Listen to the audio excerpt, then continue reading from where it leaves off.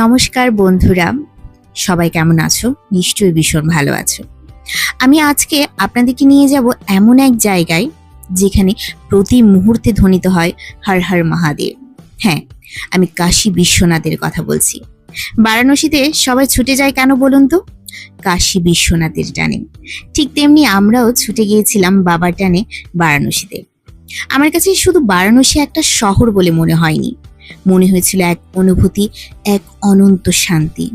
আর এই প্রাচীন নগরীর স্পন্দন যেখানে লুকিয়ে আছে সেটাই হচ্ছে আমাদের বাবা কাশী বিশ্বনাথের ধাম।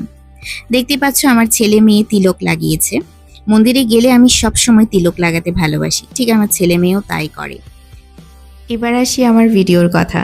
আমার ভিডিওটা হচ্ছে অনেক বছর আগে করা, তাই অনেক ভিডিও যেগুলো করেছিলাম তার থেকে অনেকগুলি মিস হয়ে গেছে।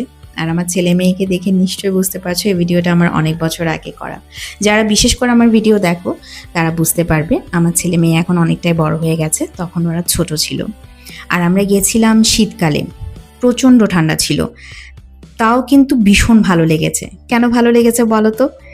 ভালো লেগেছে একটাই কারণে, সেটা হচ্ছে গঙ্গার ঘাট থেকে যখন বিশ্বনাথ মন্দিরের দিকে আমরা এগিয়ে যাচ্ছিলাম, বাতাসে শুধু চন্দনের গন্ধ আর ভোলানাথের নাম শুনতে পাচ্ছি।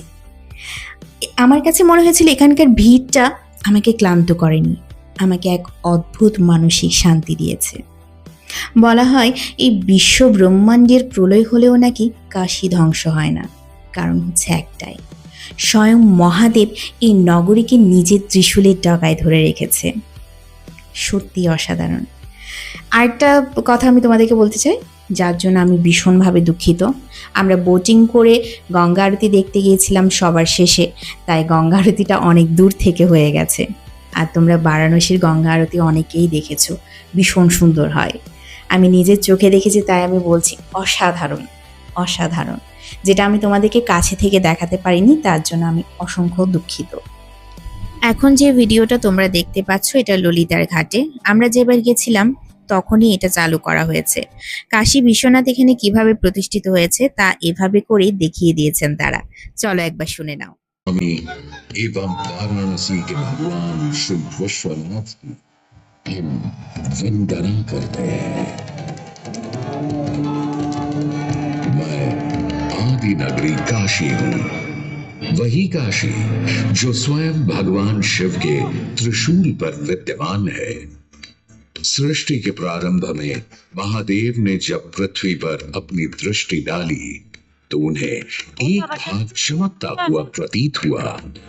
उसी भाग को भगवान शिव ने काशी का नाम दिया। कालांतर में गंगा नदी के तट पर बसी इस काशी नगरी में समय समय पर अनेकों घाट विकसित हुए, जहां श्रद्धालु आकर पूजा अर्चना। আমার করা এই বারাণসীর ছোট্ট ভিডিওটা তোমাদের কেমন লেগেছে সেটা অবশ্যই কমেন্টে জানাবে। আর হ্যাঁ, কমেন্টে কিন্তু লিখতে ভুলবে না হর হর মহাদেব। কাশী আসা মানে শুধু একটা তীর্থস্থান ঘোরা নয়, কিন্তু কাশী আসা মানে হচ্ছে নিজের আত্মার সঙ্গে দেখা করা। যদি বলো আমার অনুভূতিটা, তাহলে বাবার সান্নিধ্যে গিয়ে আমি আমার নিজের সব ক্লান্তি আর দুঃখের কথা ভুলে গেছিলাম। সত্যি অসাধারণ ছিল আমাদের ট্রিপটা।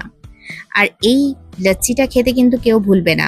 বারাণসী গেলেই কিছু কিছু খাবার আছে যেগুলো খেয়ে তোমরা আসবেই। তাহলে কি করবে তোমরা? আমার ভিডিওটা লাইক, কমেন্ট আর শেয়ার করবে। Tata, bye bye.